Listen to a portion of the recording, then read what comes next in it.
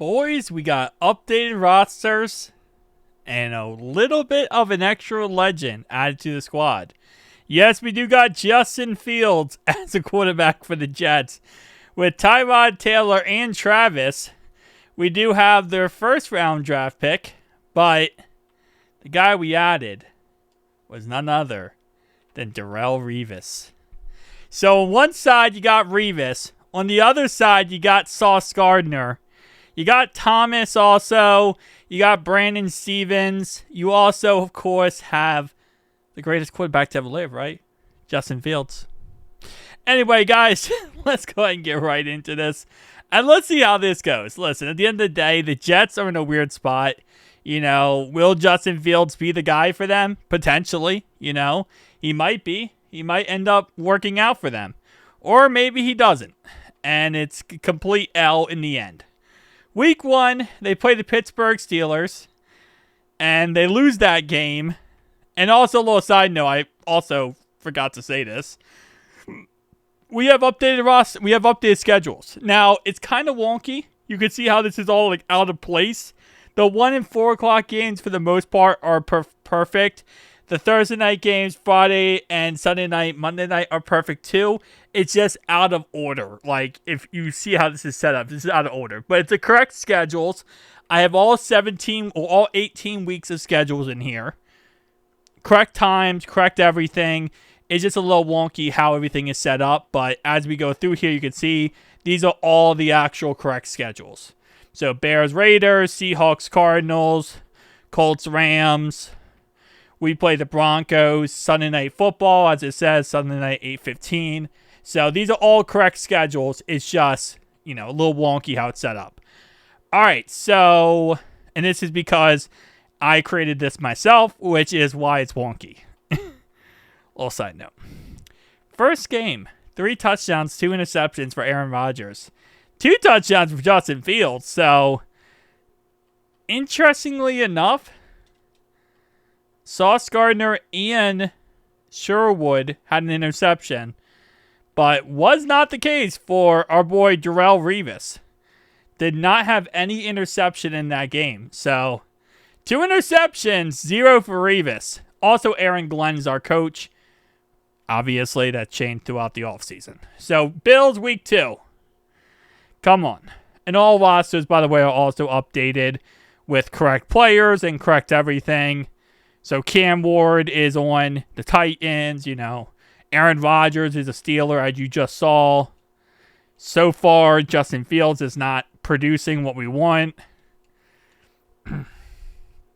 Fields. Bueller. Bro, we are 2-5. Now we play the 4-2 Bengals. We beat the 4-2 Bengals. Unrealistic. Cam Ward, ironically enough, does lead the NFL in passing yards. 22, 11, and 12 touchdowns.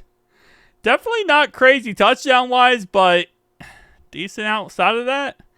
Also, a little side note, it looks like Saquon Barkley leads in yards rushing and touchdowns, which is not surprising.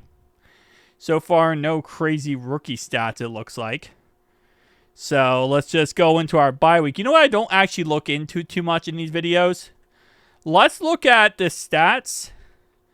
Let's go to season. Weekly awards. Did any rookies win weekly awards? And the answer to that question, Cam Ward did week 4. He had 266 yards, 3 touchdowns, sacked 1 time, 4 carries for 12 yards. Okay, not bad.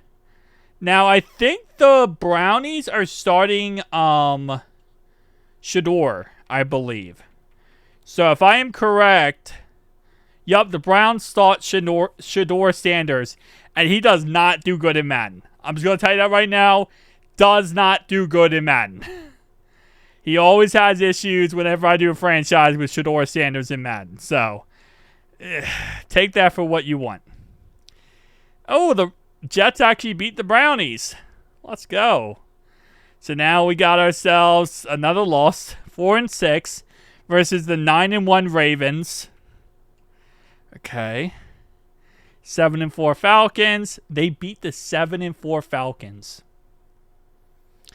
That's interesting. And then they lose the 3-9 Dolphins. What is going on? And they lose to the Jags.